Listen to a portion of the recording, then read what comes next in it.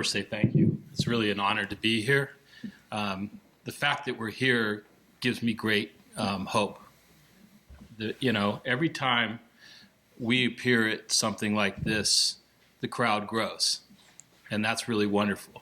And the past attention has been towards sex trafficking, but now we realize that this is another issue that needs to be addressed, that we've swept under the rug, and that we now need to expose and deal with. And so to that point of what is labor trafficking, I was approached by a friend the other day, and she said, I go to a foot massage place, and it's awesome.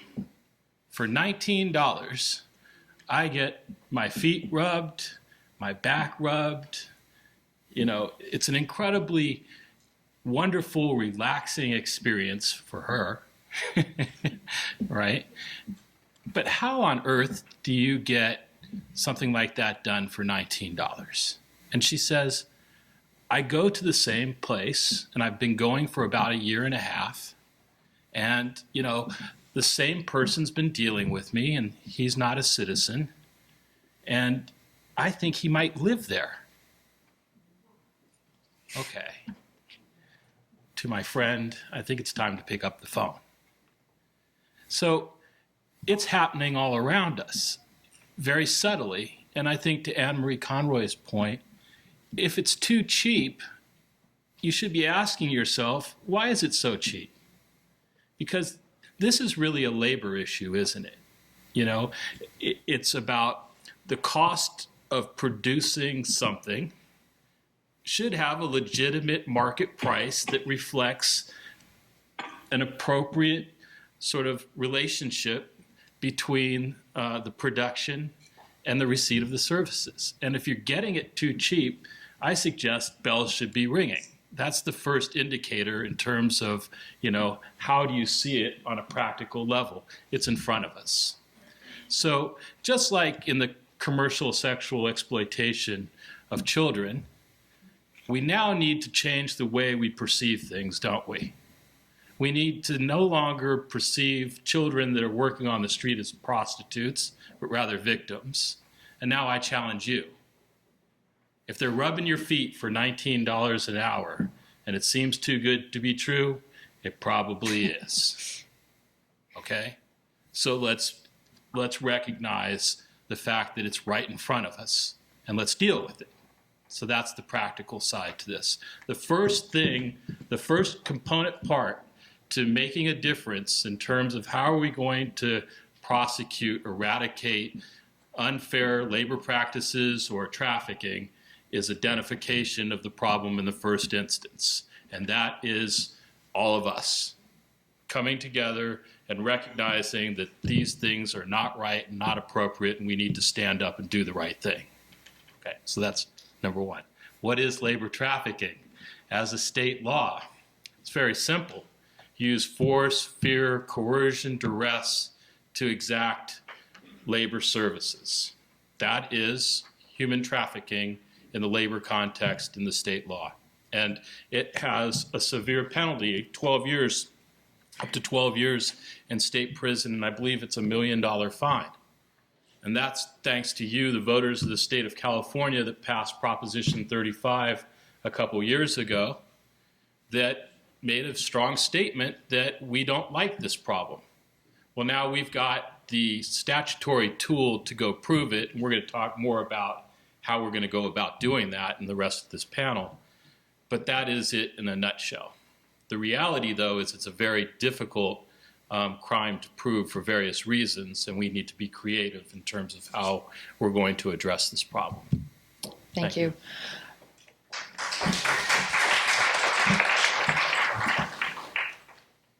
Captain Gracie, can you talk a little bit about some of the demographics of what SFPD is seeing in terms of labor exploitation, possible labor trafficking cases? Sure. So first of all, Chief Sir really regrets not being able to be here. He had to go and take care of, obviously, a very difficult situation. So that said, as far as San Francisco goes, the garment industry, domestic servitude, Believe it or not, drug sales are also part of that. Fruit sales, which is what we have seen and had success in prosecuting, as well as massage parlors. So when you talk about San Francisco as a whole, I mean, if you think about it, San Francisco is very small comparatively to big Oakland.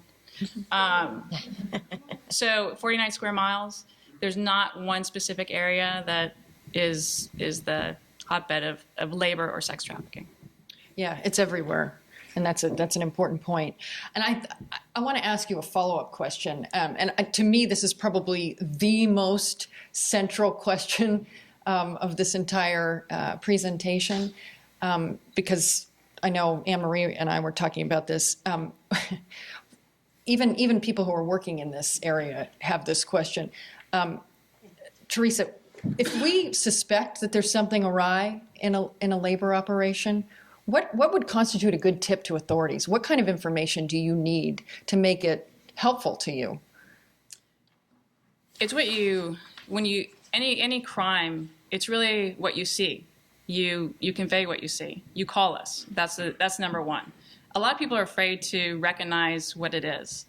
And so calling, tip line, going to a police station, flagging down a police officer, when you talk about a lot of the garment industries, you want to talk about what it is that you see, how many people, what nationality are you talking about? What does it look like inside? Are there garments? Is it unsafe? Is it kind of just a strange situation? If you are thinking there's something wrong with that picture that you just walked past, or that maybe you even saw at someone's house, call. And that's the number one thing we need to know. We need to know because we'll go and we'll ask questions. And part of our training is really to delve into more of what is happening in the situation. Why does a person that doesn't know anything about necessarily trafficking, why do they suspect it? And so everything that you see, and it might be the smallest of things, the things you hear, maybe something that someone else says, it is very, very important in our cases. Anmarie, would you be willing to just talk a little bit about what we talked about in terms of how multiple tips might lead to something, some Sure. transnational, huge labor trafficking prosecution? Sure. Actually, we were talking about this yesterday in preparation for the panel and talking about tips for labor trafficking. And, with all due respect to the police departments and law enforcement agencies at the local level, they've been overwhelmed. They've been overwhelmed resource-wise with the recession. And, if you call 911, that's with I suspect something or something doesn't look right in the nail parlor, I don't know what kind of reaction you're really going to get. And I'm just going to talk very frankly about the training, and I'm not talking about SFPD, just any law enforcement agency when you're calling.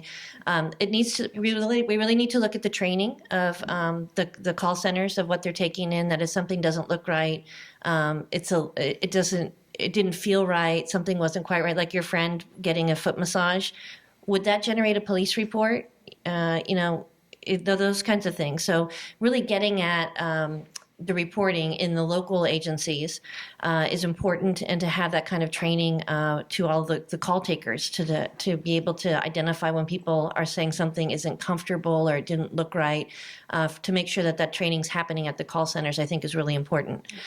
The other thing is all of these pieces are very important. In the Homeland Security world, you always say if you see something, say something, if you see something suspicious. And so I think we need to have that human trafficking does fall under a lot of Homeland Security as well, but that's looking more for terrorist acts. But we're also looking for human trafficking. So if you see something, say something. It applies the same way. The Northern California Regional Intelligence Center, the NCRIC, they have a software that's called Palantir, and it's a very powerful tool. And it has been used throughout the country by law enforcement agencies, local, state, and federal, to kind of add up all these odd tips that come in. They've done different demonstrations. One was very impressive that they did at our meeting last year, and they'll do a follow-up this year, where some calls come in about feeling uncomfortable about being at a nail parlor, and then some other calls come in about the same address. And so it starts to inform a little bit of an intelligence picture. Maybe something's going on here. So they run the address. Oh, this guy's been involved in human trafficking before, or has been involved in something before. Then then Palantir can look at other things. Well, this guy might own a property out in Vallejo or San Leandro, and they have some calls to this address in San Leandro where all of these men are being picked up every day. Some neighbors were kind of curious about that, but they had called in. But there's no way to link that department to department, but the NICRIC's able to do that, the Regional Intelligence Center. So there's a lot of different tools that are out there, but the intelligence picture has to be fed by tips and by people feeling uncomfortable and by people calling. But when they call, we need to make sure that they aren't turned away or why are you calling our department? So, those kinds of things. So we have to make sure that the departments are all trained to be able to take these reports, to feed them up into the right spots for the intelligence picture. And then I can give you a couple actually of tips and hotlines. The NCRIC hotline, you can go to the NCRIC, ncric.org, and give a tip there. The number is, the hotline number, and you can do this anonymously as well, is 866-367-8847. That's from the Northern California Regional Intelligence Center, and they will take your call, and they will take the information, and they will get some eyeballs on the issue. The FBI, you can call their local office, 553-7400. They will also take the information in. Homeland Security, they also have a hotline, which is 866-DHS-2-ICE. That's 866-DHS-2-ICE, which is 866-347-2423. And then Polaris Project runs the national hotline, and they're the really the clearinghouse. They take in the tips, they take in all the information, and they farm it out to the appropriate law enforcement agencies to be looked at. And their number is 1-888-373-7888.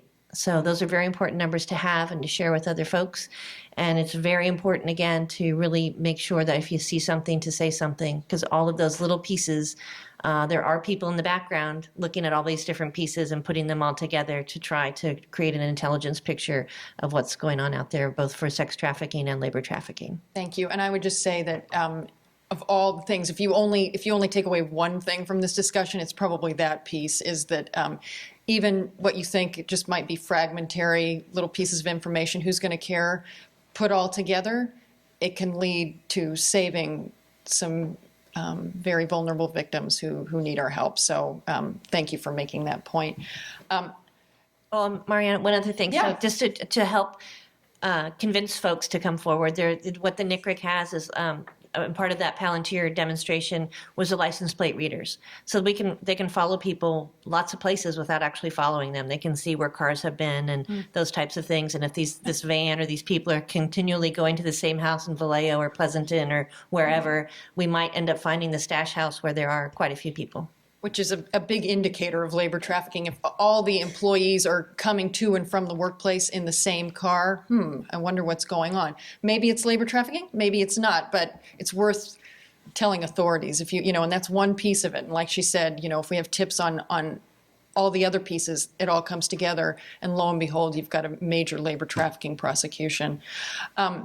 Speaking of which, I would like to ask Deputy DA Bates about when we talk about labor trafficking or sex trafficking, it seems that we're dealing with those in sort of, that they're mutually exclusive, which of course is not the case at all. A lot of times, and especially now, I would say it's sort of the early stages of how we're dealing with labor trafficking. A lot of the cases that are being done are sort of hybrid labor and sex trafficking. And so I would ask Deputy District Attorney Bates to talk about Alameda County and what they've been doing in terms of labor trafficking cases. Excuse me, I've had a cold, so I'm feeling a cough coming on. You're going to hear from my colleague, a really talented attorney named Larry Blazer in the afternoon if you choose to go to his breakout session, and he'll speak more to this. But I was talking to Larry one day about and I think it actually came up in the Commission on the Status of Women meeting that we had in San Francisco a little while ago in that context. And basically, he made a light go off for me, which is that a criminal organization that is breaking the law in one place is more than likely breaking it in multiple places. And so when I thought about brothels, and the use of women being brought in, and in massage parlors specifically, if you were to go on to Craigslist to like therapeutic services section, you'd see ads bragging about the fact that there are new young masseuses. And I was thinking, you know, if you were to go to a chiropractor, would you be excited about the fact that they were new and young? You know, if you're looking for true therapeutic services, we're looking for people that are good at it.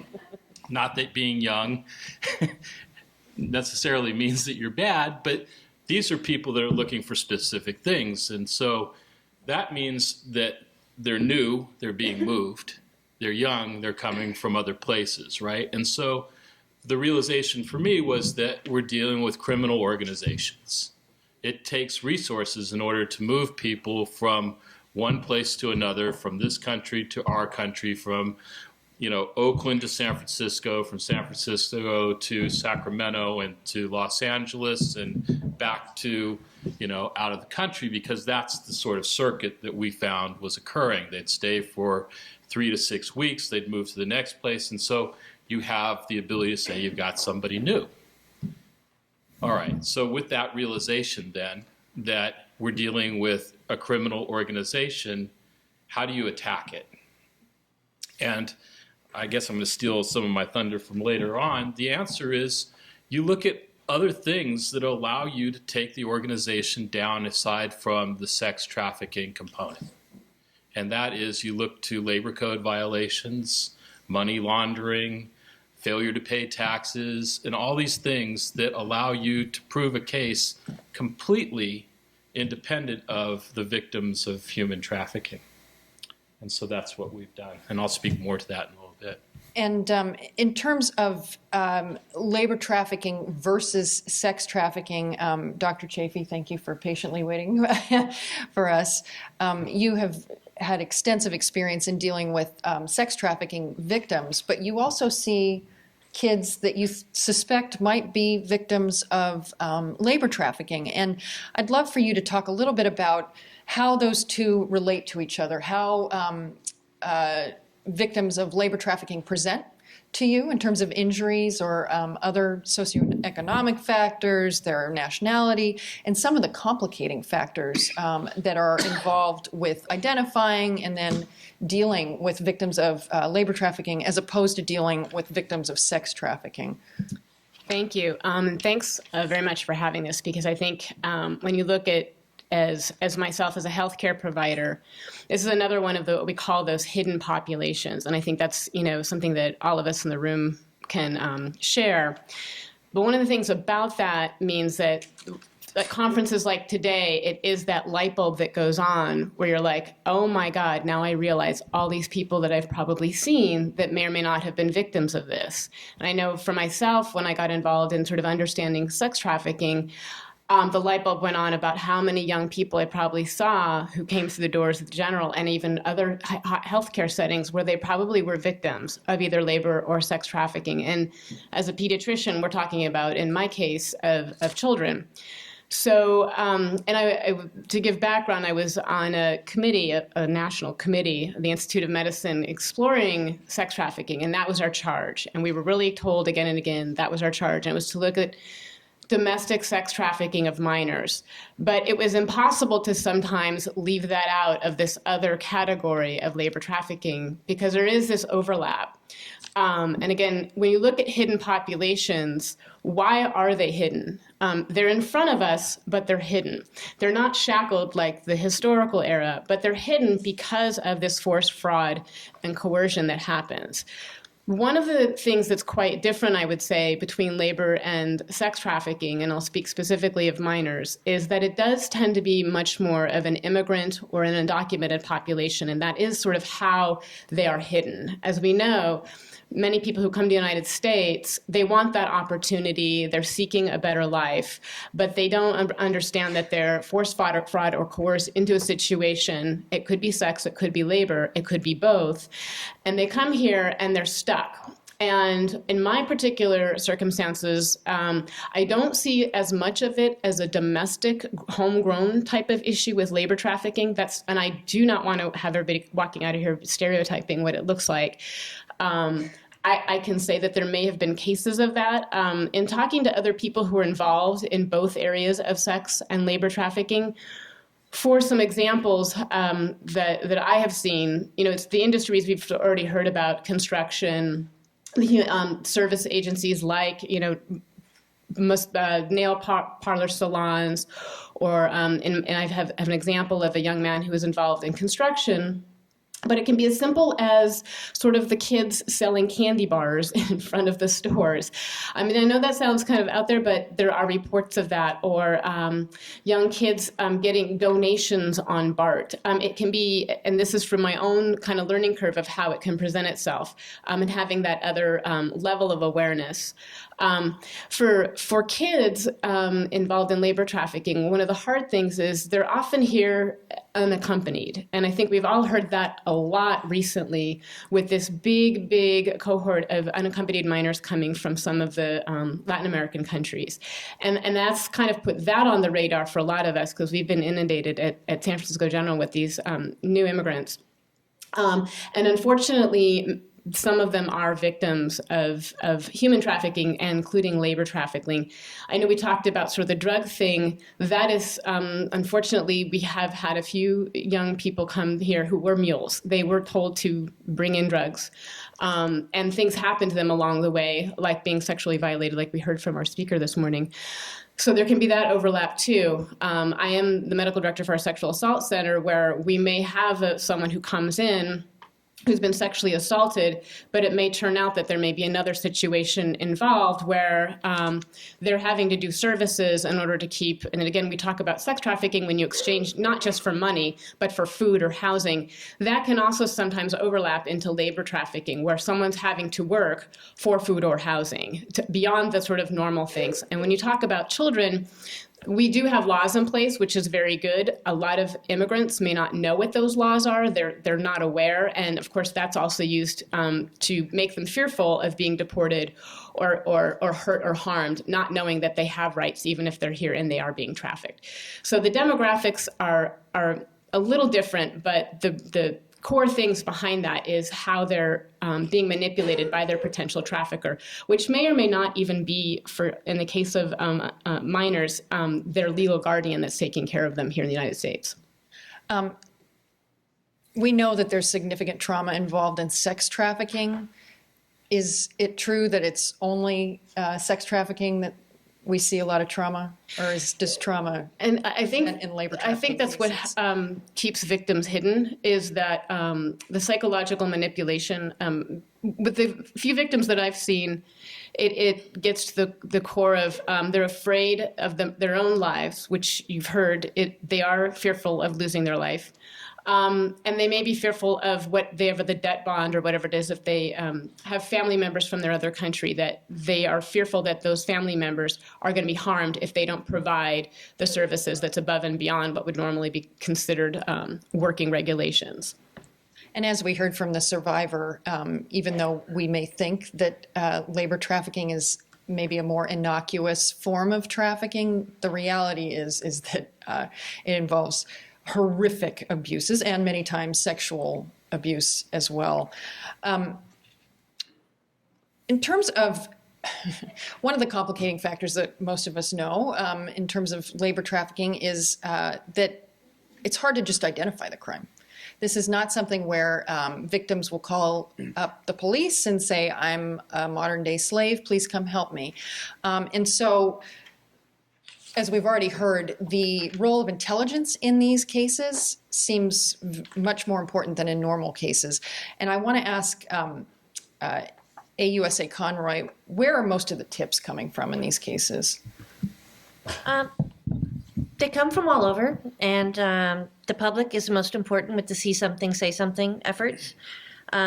Partnerships with other agencies are incredibly important with the task forces that are throughout the Northern District of California. Alameda does a fantastic job with Heat Watch and working local, state, federal, SFPD as well.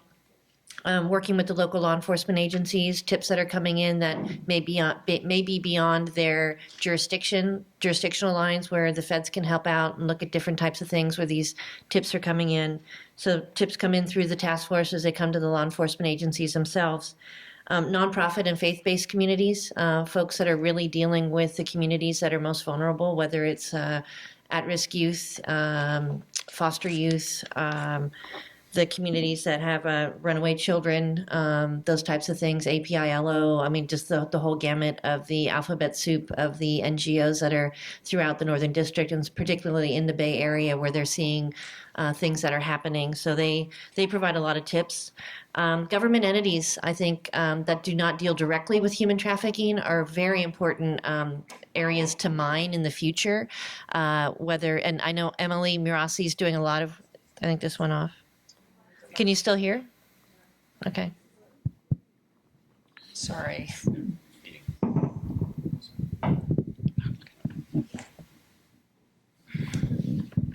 Thank you. I think your mic works. Is it on now?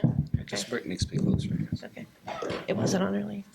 Other areas are, and to really, the mayor's office in San Francisco has done an incredible job stepping up to the plate and creating the mayor's task force on human trafficking and working very closely with the entities that don't really deal with human trafficking, whether it's the Department of Building Inspection, the fire department, entities that are going into agencies that are going into premises and other entities that have some sort of reason to be there, and for their people to be trained to see the indices of labor trafficking and sex trafficking. As DA Bates talked about, was the friend thinking, I think this man's actually sleeping here.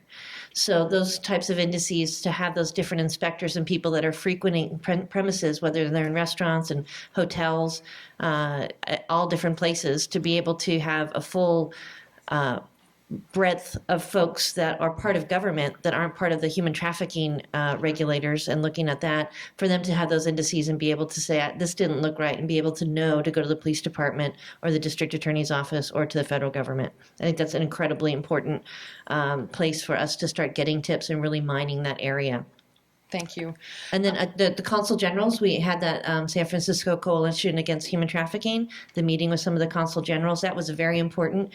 As Dr. Chaffe just talked about, some of these people are fearful of deportation, but they do have rights, and there is a lot of education around the T visas to be done and the exploitation, and working with the consulates that if people come forward, they shouldn't have that fear of coming forward, which is incredibly important. And then also the industries themselves is a kind of training in the hotel industry, restaurant industry, nursing homes, those types of things, that if they're seeing it, to say something. And that actually proved out in South San Francisco. There had been a training of folks that work in the hotels, and one of the young women saw a man checking in. He wanted 2 different rooms for girls that looked like they were about 14.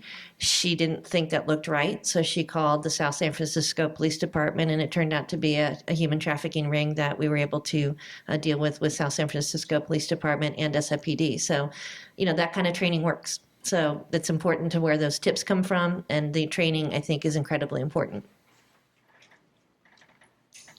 I want to talk a little bit about the work of these agencies and how we're addressing labor trafficking now. And it's not just using laws that were designed to attack human trafficking.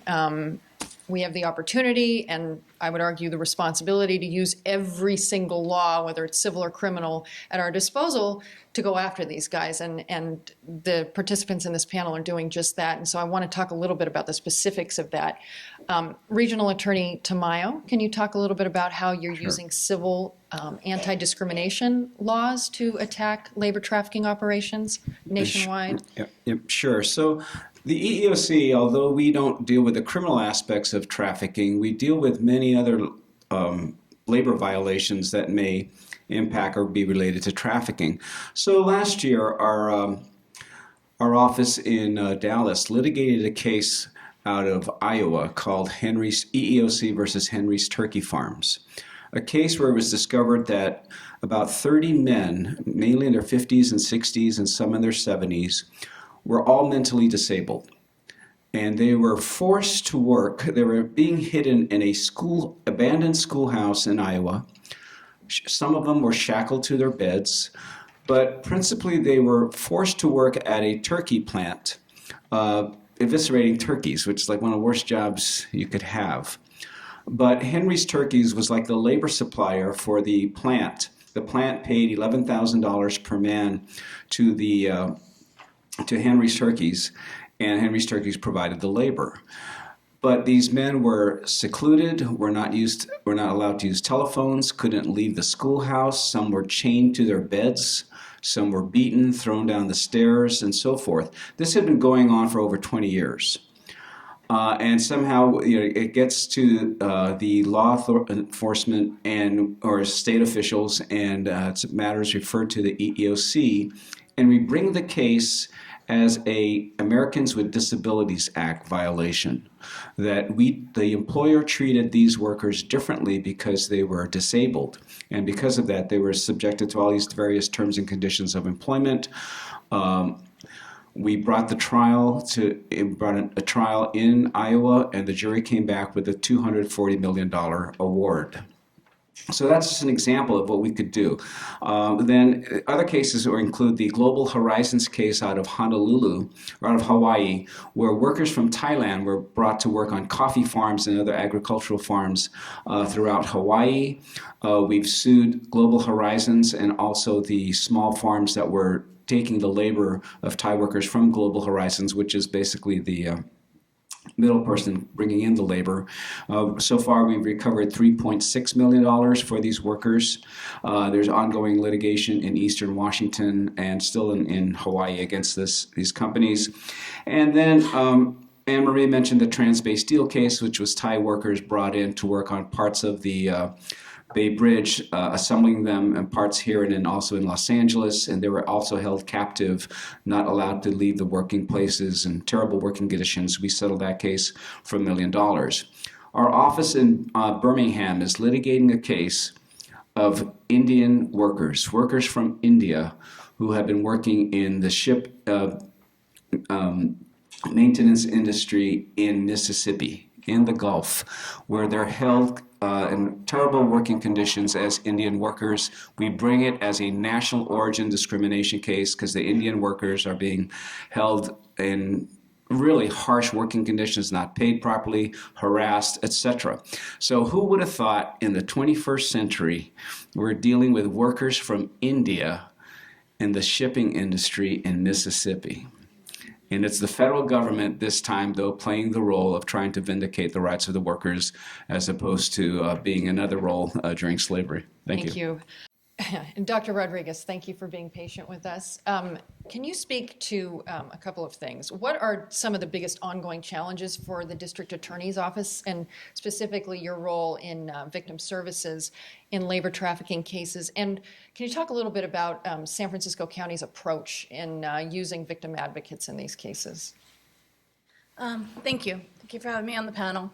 The first thing I'd like to do is talk about one of the challenges for identifying victims, and I want to build on Dr. Chaffe's discussion about juveniles and what happens to minors who are labor trafficked. And I think, for 10 years I ran an organization called the Youth Justice Institute before coming to the District Attorney's Office.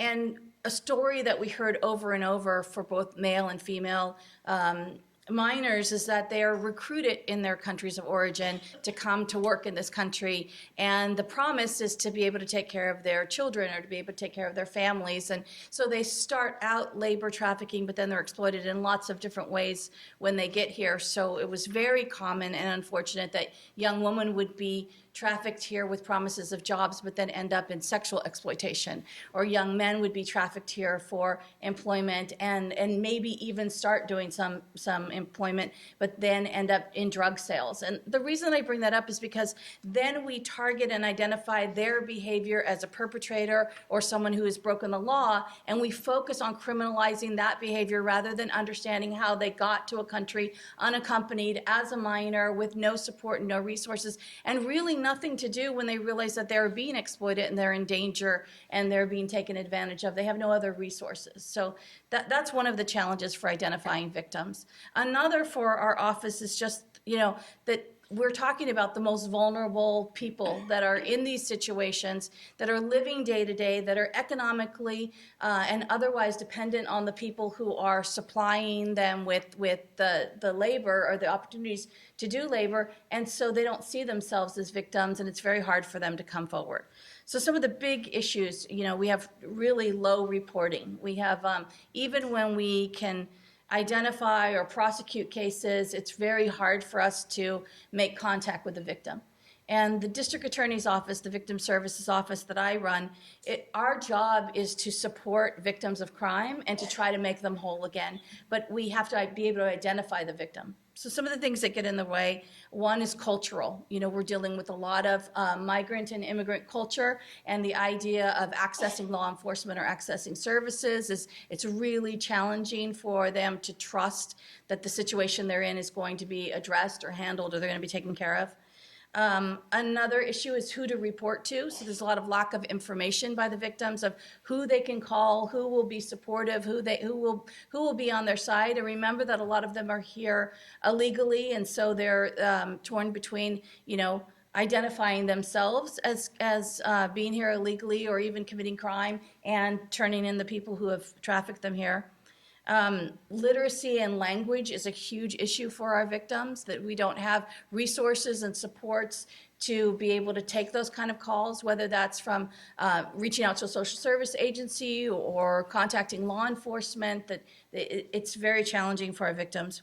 Fear and intimidation by the people who are exploiting them. And, Dr. Chaffe talked about this, that it's not just for their immediate safety, which is always an issue and always at the forefront of what's going on for them, the survival that they're trying to have, but also for their families. So a lot of the juveniles that I've worked with, the young people that I've worked with, their families are threatened constantly, that if they don't comply, if they cause any problems, that their families back home, their children back home will be the ones that suffer from that. And that's a huge burden that children and young adults are carrying. And then isolation. So we've talked a lot about, isolating them geographically, isolating them in residences, isolating them from other communication. So they don't feel like they have the resources to reach out and to get support.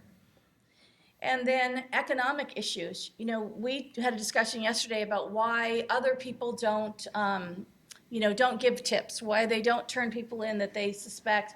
And part of it is that these people are living and surviving day to day on the labor that they're doing. And what happens when we take that labor away, that there's not a lot of safety nets. And so people end up in very desperate situations, and sometimes worse situations. Even when we're trying to help the victims, we can't often replicate the income that they're making and find them services immediately to help them. What an important point. Can you talk a little bit about how San Francisco County is using advocates on recovery operations to address some of those issues? So we had actually a really great experience recently, and two of our advocates, Delia Montiel and Peter Hune, are here. They both had the opportunity to go out and work on a task force that was actually headed by the Contra Costa District Attorney's Office.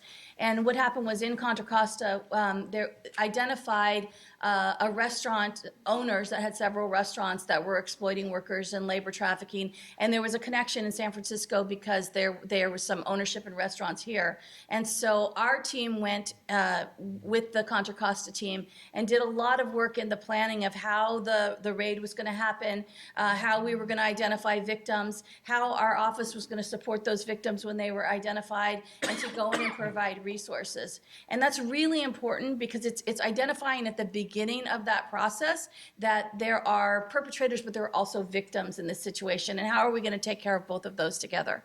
So there was a lot of planning that my team was involved in. And then they were actually there on the day of the raids and the searches and when the warrants were acted on. And we were able to, my staff was able to talk with and provide resources and discuss things like T visas and U visas and services in both our department and in the community, and give people information, because it was a very scary and confusing time for the people who were going to work and then their restaurant was being raided or investigated.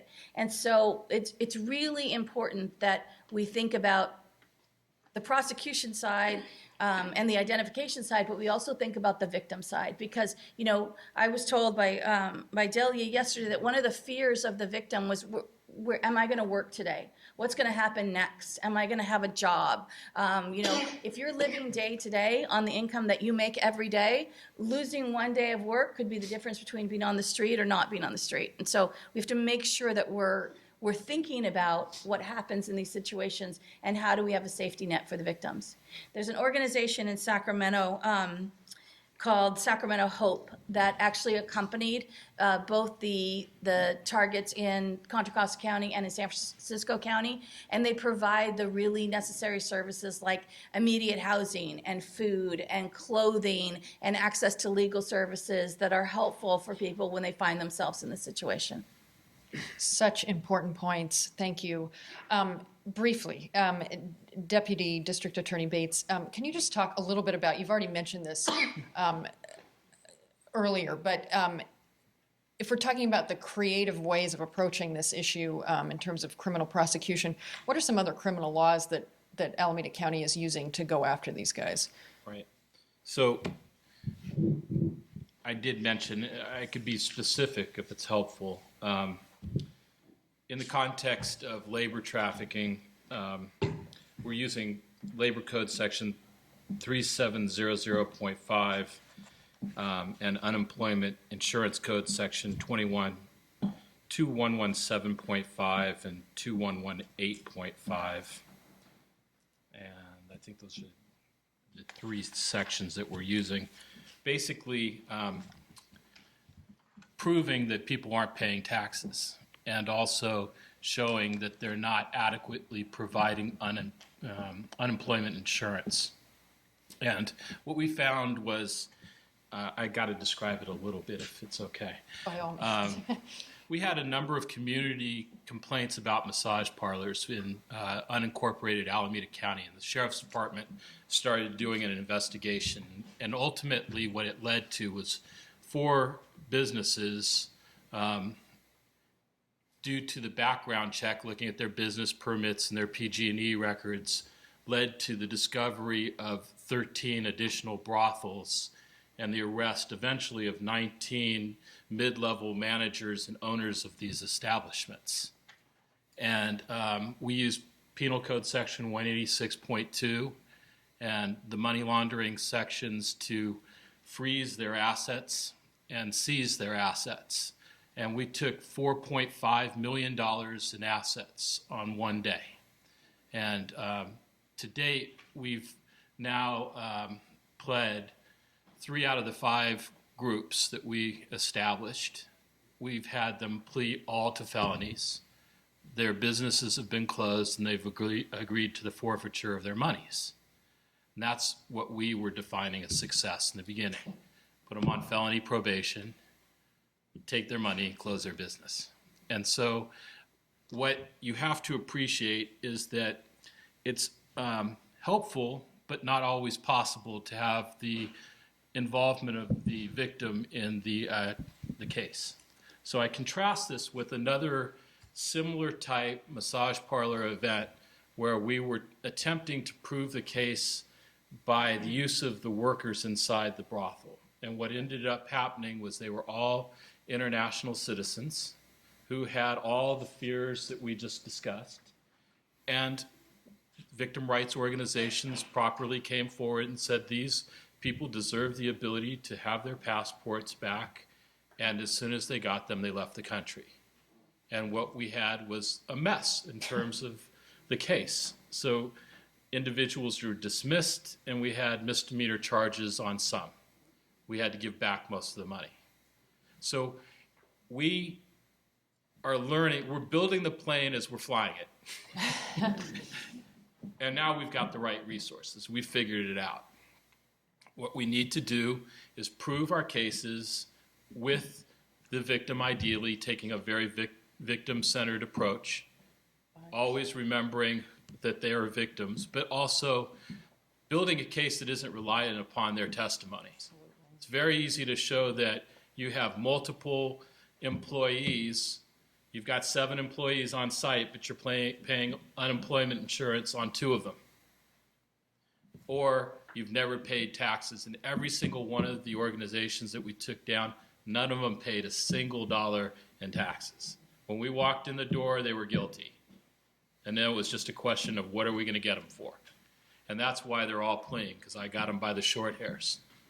And that's really a great feeling. I don't have to rely on the victims of crime at all. We're going to take them down, close their businesses, and seize their money. And they are, oh, another beautiful thing. We arrested them, we threw them in custody, and we put what is the penal code section that relies on, you have to show a proper source of bail. Thank you very much. Those of you that are out there that care. Yeah, so they sat in jail for as much as 10 days thinking about how I don't want to come back. And that's really helpful when we're going to resolve these cases eventually. So that's our creative approach. We look at ways to prove the case outside the necessity of the victim. And Larry Blazer will be here later on to talk to you about how that's done. He's terrific too. We've applied that in various types of industries, restaurants, constructions, and sex workers. Thank you. Anmarie, did you want to jump in? I was just going to add that we work closely with a lot of the different DA's offices. So when cases aren't really they are trafficking cases but can't be proven. There's other things. As Casey pointed out, the IRS is a pretty heavy hammer to bring down on folks. That was the undoing of Al Capone. So it's, we use this a lot for gangs and other types of activities that, we might not have the evidence for some things, but there's definitely IRS issues. And then there's the favorite federal catch-all, which is mail fraud. So, can always get somebody on that for something. So, and weapons charges, those kinds of things that it depends on who has the heavier hammer. So we do often sit down with district attorneys that are working on these cases to see who's got the better hammer. If if it's a trafficking case, if the IRS, who should be looking at these different components. So we try to be as creative as possible. Could I just Sure. take advantage of this group? Is there anybody here that investigates tax fraud? Because I really want to talk to someone. Can I speak to you? That's the point of this. Good. Thank you. Great. So last but not least, maybe the other most important part of this discussion in my mind is what's next? What's the future of labor trafficking? What's the future of labor trafficking enforcement? And in the interest of time, I want to give a little time for questions and answers. I'm going to take the liberty of summarizing a little bit of what I heard, the thing that struck me the most was when I spoke to all of our panelists who are involved in enforcement. They all gave me the exact same answer about what we need to do, which I think is very telling and sort of exciting, too, because it provides a pretty clear pathway. And please correct me, any esteemed panelists, if I get this wrong. But Chief Sir, District Attorney Bates. I have more hair. And AUSA Conroy all said the same thing independently, which is, what do we need to do? What needs to be addressed in this to improve our efforts in battling labor trafficking? And that is, we need to collaborate and form anti-trafficking task forces and coalitions and partnerships commensurate with the same developments that we've seen in sex trafficking. Period.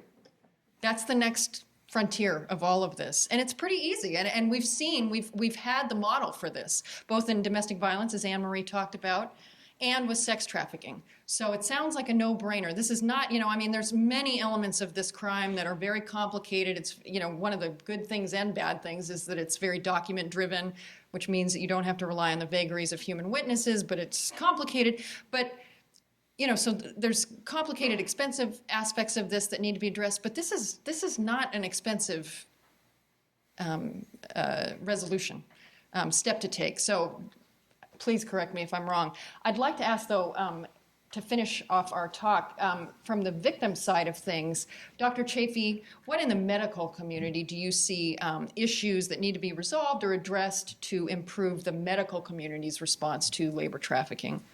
Well, and I think, Gloria, for speaking a little bit about this too. I think dealing with victims is really, really challenging on so many levels. And I look at this issue, well, with sex trafficking, it's probably 10 years behind where we are with domestic violence. So this is probably 15, 20 years behind where we are with domestic violence. And it is changing the paradigm. And I'm glad she brought up that these people may not look like victims, they may look like perpetrators. And that's hard to shift the thinking. And I'm not talking about healthcare providers, everybody, because they may be involved in other crimes, but what led them into this situation is how we need to look at it. With sexual exploitation, we've really looked at this as child abuse when you're looking at young people. And it's really it's the same thing, but with a different flavor. One of the issues I have, and I didn't bring this case up, but it was a young man who came in unaccompanied. In the healthcare world, we're mandated reporters, but we also have this issue of trying to provide medical care when there's not a guardian around. How do you get to even provide health care to someone? If a young person comes in, they have an injury, you may or may not suspect that they've been involved in labor trafficking. We already know when we've made reports on sex trafficking here today, the person that we call on the other line, thank you, Anmarie, for bringing this up, doesn't know what to do. So I can't speak more highly to the collaboration that when you're on the front line, it's one thing to train in my world of healthcare providers, but you want to have the healthcare providers know if they find someone and they identify someone, who are they going to call and what is the response going to be? Is it CPS? Is it police? Is it, the FBI? Those are things that a busy healthcare provider or anybody in the community would like to know, what do I do? And if you have a victim there, the last thing you want to do is harm them, which could be an issue. It could really be an issue. And we know this with sex trafficking and being mandated reporters. You may have the trafficker in the waiting room. You may have the trafficker right nearby. They may hurt them. They may, as you heard with our victim this morning. This is something that is very challenging. So that knowing that the right hand and the left hand that are all trying to work together on this, that the training's not just in one silo, but also working in other silos together, and that there is that sort of collaboration that's happening. I can't emphasize that enough, too. And I think you mentioned as well the development of toolkits and protocols in the healthcare community, again, commensurate with what has already happened with sex trafficking. When you get a sex trafficking victim, there's a protocol, toolkits, you know what to do, and that hasn't happened with labor trafficking. Is that right? No, yeah. It's in its early phases. Thank you. Dr. Rodriguez, can you answer the same question? What needs to be addressed in your mind to improve our response to labor trafficking? I would just really like to continue to focus on what do we provide the victim when they are identified, and what kind of resources and supports do we have available to them immediately to address this. It's very similar to what happens to kids in the dependency system when their parents have harmed them or not keeping them safe. Then we have a system that immediately can take them in and support them. But we're talking about identifying victims here, providing resources, and then walking away. And we need to figure out how we don't walk away. We actually support them right after we've identified them, and then we help them so that they don't end up in a similar situation somewhere else being exploited or taken advantage of. Because when people live in survival mode and day to day and don't have a lot of resources, supports, and they're isolated, then they're primed for the next situation that kind of can step in and do the same thing to them. So we want to make sure we're putting the victim at the forefront. Thank you, Doctor. And I would just add to that something that Chief Sir also brought up when I spoke with him. And I believe that this element, we haven't talked about it really specifically, but it's changed in my mind our response to sex trafficking, and that is public awareness. Public awareness to me is what has driven all of the changes in our response to sex trafficking, and the same needs to happen in labor trafficking. And he talked about the big push for the pre-Super Bowl sort of messaging campaign that a lot of people are involved with, and that is primarily on the subject of sex trafficking. The same needs to happen with labor trafficking, and that really is going to be the driving force in my mind. So we've identified lots of pretty clear things that need to happen, and now it's up to all of us to make it happen. So thank you for your attention, and definitely thank you to our panelists, and I'd like to open it up for a brief Q&A. Yes?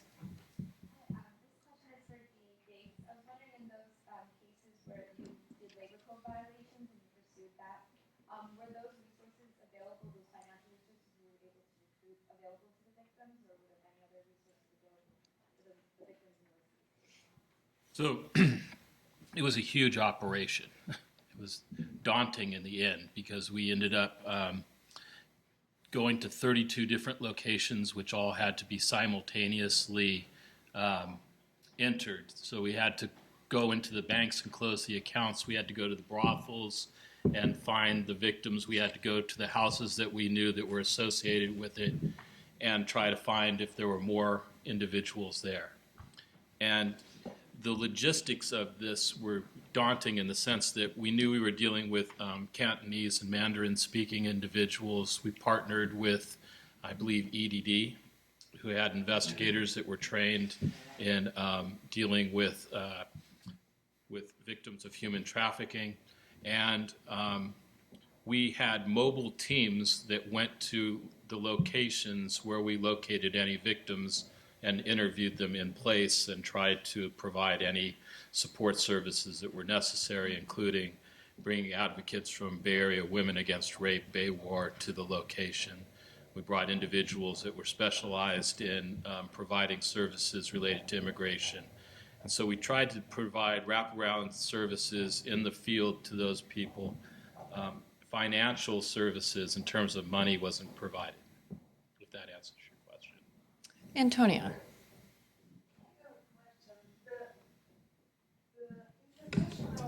The United Nations Convention Against Organized Crime, which we, United States, initiated, signed, and ratified, specifically requires children victims of human trafficking, both labor and sex trafficking, and maybe organ or other kinds of trafficking, to be treated equally in terms of not requiring any proof of specific means of commitment of the crime of trafficking against them. In other words, the prosecutor should be able to successfully prosecute and bring to court a case in which there wasn't force, coercion, fraud, or any other of the special rules. My impression is that our federal and state legislation and the legislation of other states makes a substantial difference between the two kinds of victims. Victims of sex trafficking under the federal and many state legislations are we don't need to prove any special needs for them, and as opposed to them, victims of child victims of labor trafficking will have to prove, together with the prosecution, that they were forced or coerced. Can you give any explanation about the policy between this federal and state legislation, and maybe tell us how it affects your work? And just what are your thoughts about that? Yeah, Marie, you want to start and I'll pick up? Well, the Trafficking and Victims Protection Act, that does cover children who are sex trafficked, exploitation of children. That fraud, force, and coercion does not have to be proven.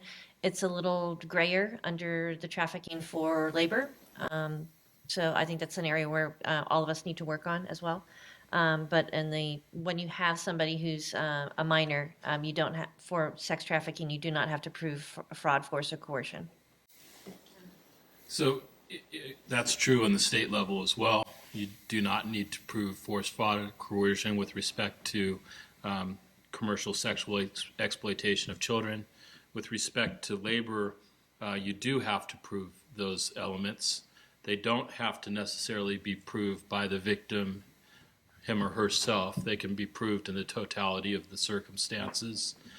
So then we're going to look for things that maybe we can prove the case without the benefit of the victim anyway.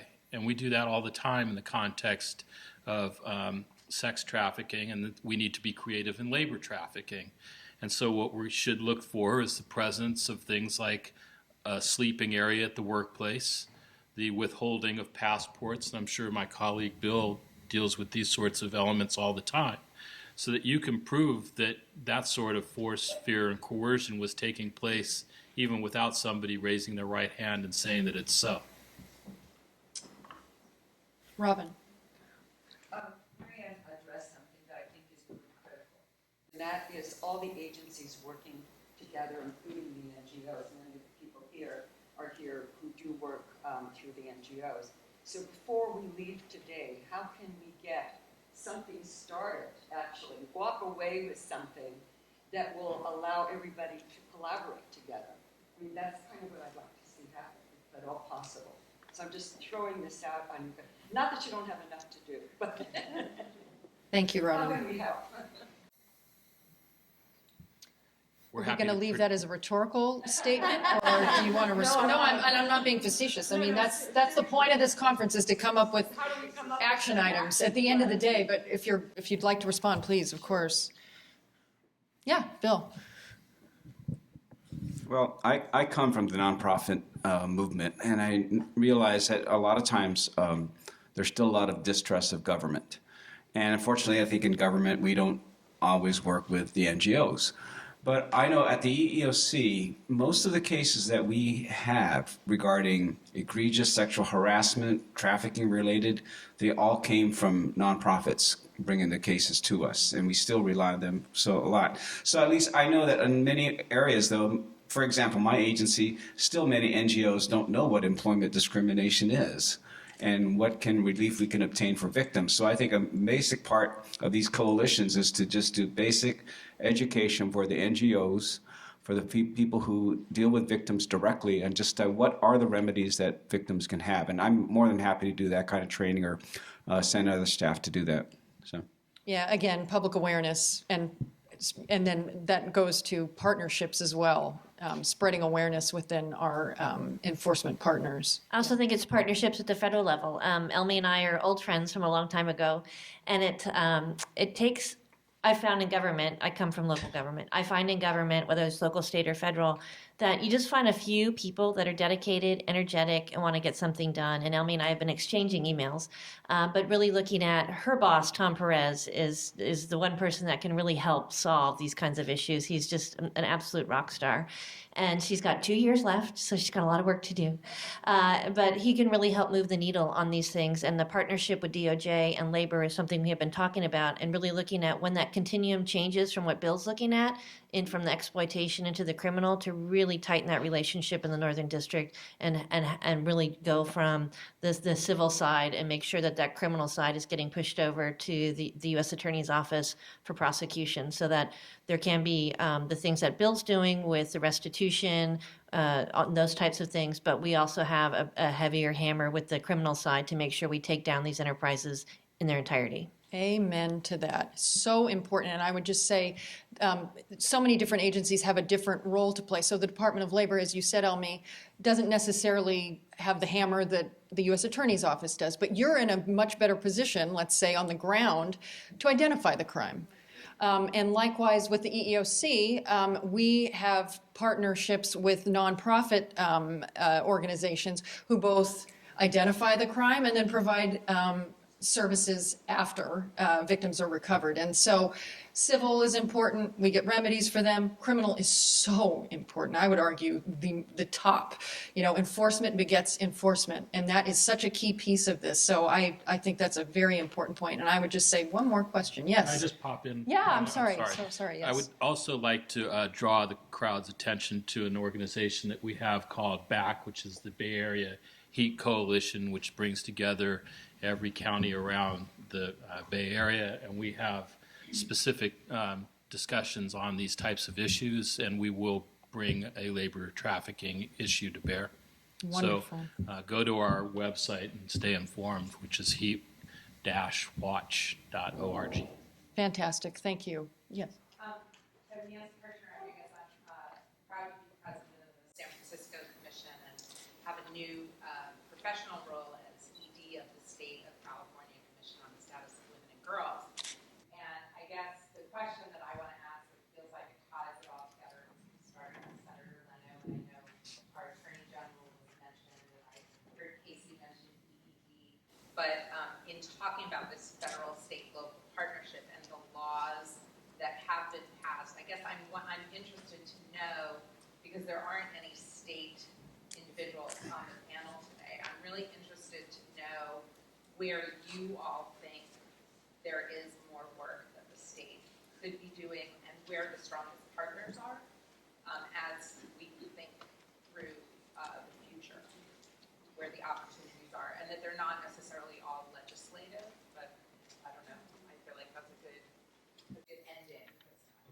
Absolutely, thank you. for us to show, I think, the type of leadership that California often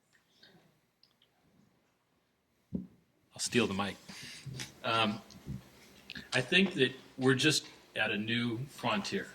That, you know, the approach that we're starting to take at the local and state level is a desire to address this problem, but we don't know how. And now we have lots of various governmental organizations and nonprofits that are focused on it, but they don't know where to work. And so, to your point, we all need to get together. And I think that's the number one thing that has to happen is we need to form an umbrella that brings the relevant agencies together, which includes, you know, the tax folks, my colleague up there. I can't wait to talk to him about something. I got somebody, and I want to get them bad. $400,000 in assets, and I had to dismiss her case. It's like no income. But that's what you do when you get together as a group, right? You say, I have this problem. I am vexed by it and frustrated. I have to let them go, but darn it, there's a way to get them. Who in the room can get them, right? And that's what you do. And it's about coming together and creatively thinking about this. We've now had the light go off, and that's really cool. I tell people, you know, usually I'm speaking on the issue of domestic minor sex trafficking, and it's such a heavy topic, man. I mean, people, they're bummed. And then I try to restore a little faith, and that is, you know, we can change this. This isn't something that we can't take on and really make a significant difference in. And it's the realization, and a powerful one. I mean, I wrote it right down when he said it, DNA of our country, right? The good news is we don't like that. As Americans, we do not, that was a terrible legacy. Let's end this, right? Now we agree we want to do it. We will do it. And we're going to take it on and fight it hard and work together. And that's what's not happened. We need to work together. Thank you. Can I add one more thing? I'm going to defer to Emily. Can I just add one more thing? It's kind of, Please. put your money where your mouth is. You know, it's one of those things where the resources have not been there, and she was absolutely right. I mean, we haven't had the resources for years, financially, personnel, to be able to combat this. And you're having people that are making millions and billions of dollars off the backs of these individuals that want a better life for themselves that come to this country. So the fact of the matter is we have to be better to put the resources where we can. And I would just, yeah, I'm sorry. And I would just add to that. So then it's on all of us to create the political will for that to happen. Casey said I talked too much, so I'm just going to add some more. Oh, you haven't talked, He's please. as crazy as he appears. So, you know, the thing is, Chief Sir made it happen. He put a bunch of new people in my office. I've been able to add 2 more investigators when I actually only had 1. There's a lot of support staff, obviously, when there's issues that come up. But the fact that I can have 3 people now that are dedicated, and when you think about it, 3 people is really not a lot. But I will tell you that when we get a tip, and I will give you the phone number because it's immediate, and we'll go out and do it right away. But you know, we will go out. We will find out whether or not there is trafficking going on, labor or sex, because it's that important to our city. And I work with advocates that are right here that are amazing, and they have taught me so much. And so it is collaboration. And I work with a lot of the departments here, minus him. But, you know, it is really a regional issue because these people it's a track of its own, labor as well as sex. They have a track around the Bay Area, and if they get caught doing something and thrown in jail, then they go to another state. And you have to understand that if we don't get it immediately, we'll lose them, and then we can't save them. Another track. That's a good call, yeah. I just want to leave with a little bit of inspiration. As Casey said, it gets kind of heavy with these issues, but some inspiration. At the Thanksgiving dinner table, my 14-year-old niece started talking about the book she's reading, which is Sold. And she's a freshman at Andover.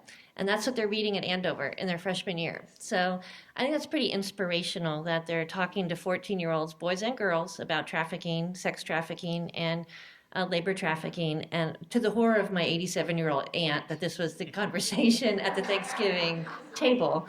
But she thought it was really important to talk about on Thanksgiving, that we were, 50-something of us at this big dinner, and that she thought it was really important to give thanks that she had a really nice family, and that but she had read this book, and that was very inspirational. And Sarah, I think, she's still here, was an incredible inspiration today to keep working at these issues, to be helpful, to do everything that we can. And it's the awareness issue and the poster campaign that's been done for human trafficking as well with the high school kids. It's like starting talking to kids that are 14 years old to say it's okay to talk about this stuff, and we need to bring that kind of awareness, because that's what started the change in domestic violence. Nice people didn't talk about this 20 years ago. Now we do. And we talk about it. And so I think that's the most important thing, is to start talking about this issue and the recognition and the awareness. We're going to get this, but we need to take very significant steps to get there. And I think we've identified what those are, and that's a perfect place to end. Thank you very much. Thank you so much to the panelists. Thank you for your attention.